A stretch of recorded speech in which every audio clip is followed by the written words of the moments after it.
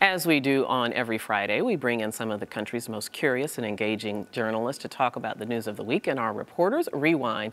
And here today we have PolicyMic's Rachel George, journalist and reporter Rupa Mikkilineni, and blogger and commentator Lauren Rankin. Welcome, ladies. Hi. Okay, now Rachel, you're new to this, but you just jump in, okay? Don't let these ladies bully you, okay? Thank you. They've done this a few times. Okay, we got so much to talk about. I mean, this really is a very big, heavy news cycle right now. And of course, on everybody's mind is this impending airstrike in Syria. So let's start talking about that. Of course, President Obama seemed to drag his feet about coming up with a policy, coming up with a reaction. Then he decided he wanted to do an airstrike, and in the middle of that decided he was going to get Congress's approval. Let's talk about how this has evolved. Was that the right step to stop midstream and then go back for a congressional report? Since you're the newest, let's start with you, Rachel. Thank you. Sure. Well, I think going to Congress is ultimately the right thing to do. I think there's no question about that. But the Congress is now tasked to evaluate a huge, insurmountable question,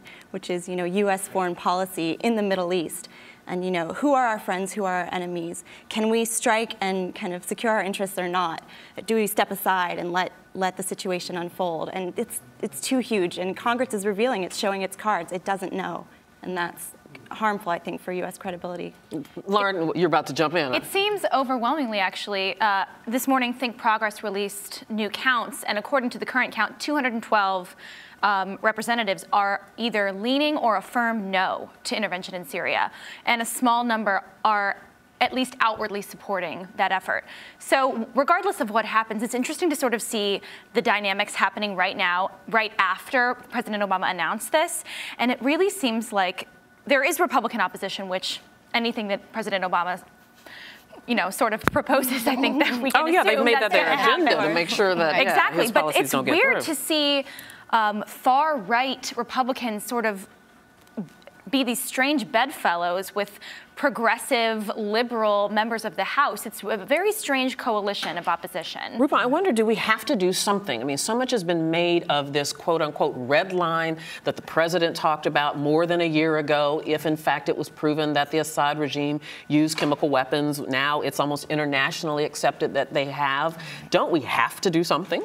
Not really, and here's why. Do we have a legal justification to be in a sovereign country that did not sign the Chemical Weapons Convention? Syria is not part of it.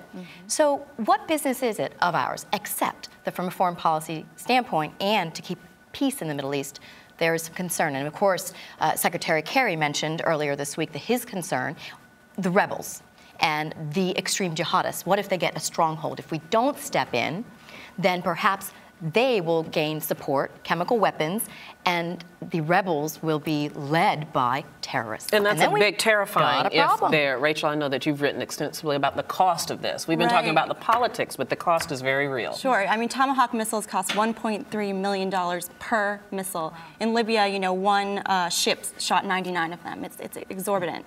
But the problem with the international law argument is, if international law does not have one nation willing to back it by force, it's meaningless. So if we denounce chemical weapons as the most fundamental kind of norm in ordering modern society, if no powerful nation is willing to defend it, it's meaningless.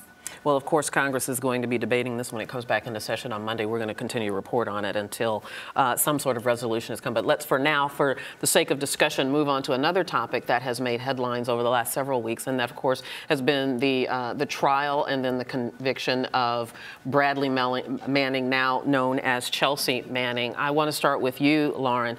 You're sympathetic toward Chelsea's plot. Tell me your thoughts. Sure. Well, I think, first of all, it takes, regardless of where you stand on it, it takes an exorbitant amount of courage to sort of stand up to a hierarchy that's as entrenched as the military based on moral objections. And that's, I think, what she did. But even if you don't think she is a whistleblower, who I do, and I think she should be pardoned, which she will not, the fact that a transgender woman is in a men's prison is it's a really egregious moral plight on this country. She is a woman. She deserves to be with women. And it's interesting. There was a study in California 4% of men in California men's prisons reported being sexually assaulted. 59% of transgender women in men's prisons reported being assaulted. We're essentially putting her in a situation where her life and her health is at risk. And regardless of how you feel about what she did, and I feel like what she did was courageous and brave, but regardless of that, she shouldn't be in a men's prison. And I think that's a step that anyone could be willing to take. I'm just curious, and I don't mean to be the cynic at the table, but is anybody else skeptical a little bit of the timing of the announcement of this gender identity issue?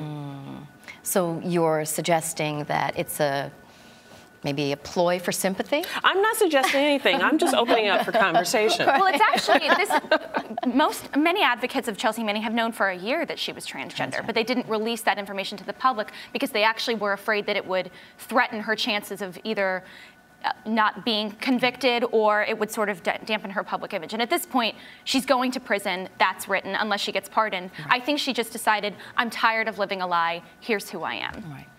All right, well, let's move on. We just have a couple more minutes in, so let's move on and we'll talk about Ariel Castro. And this is just a tragic story, no matter how you slice it. Of course, this is the man who kidnapped 3 innocent women, kept them for 10 years. They were able to escape, and of course, he just killed himself in the Ohio prison. The ending is as tragic as the offense itself.